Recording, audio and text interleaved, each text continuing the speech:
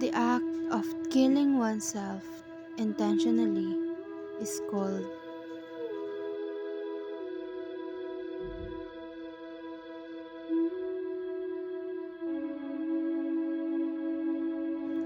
suicide.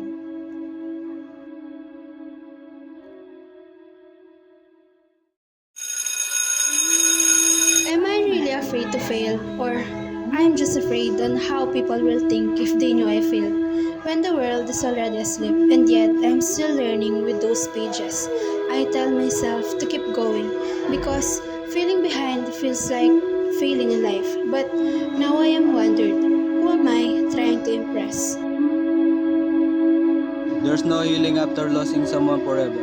I've never understood the real meaning of heartbreak and pain until I lost someone I never thought I'd lost, and I can't talk to them forever.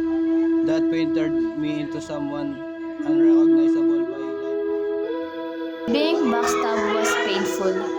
Those hurtful words I read and hear are the reason why I want to give up on my life. The people I trust are the ones who destroyed me. I feel like everyone is united to be against me. It pains me when I always sure no one was left out. But turns out I was the one being left out. I hate school, not because I don't like studying, it's because I am always the target of bullying. They never knew how hard it is for me to gain confidence, just for them to tear it down so easily again. I felt so humiliated. Do I really deserve it? The difficulty of being a slow learner. The feeling that everyone around you has already won in life while you are still trying hard to win. Knowing within yourself that you have done and given everything you can, but there is still someone better than you.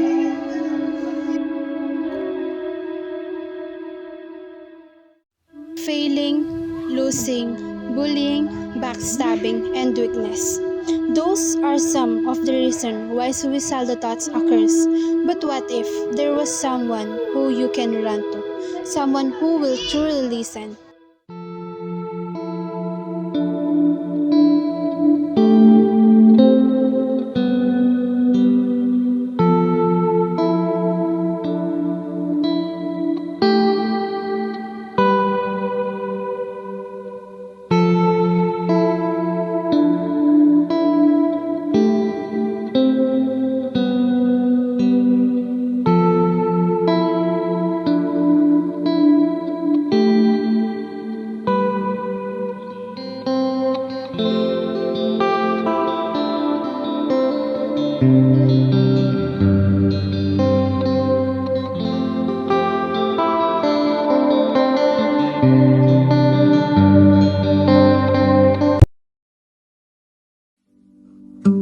Suicide is the third leading cause of death among 15 to 29 years old.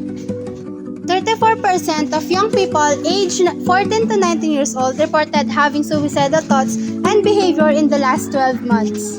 These cases are increasing due to victims being too embraced to seek help due to fear of being judged by the society.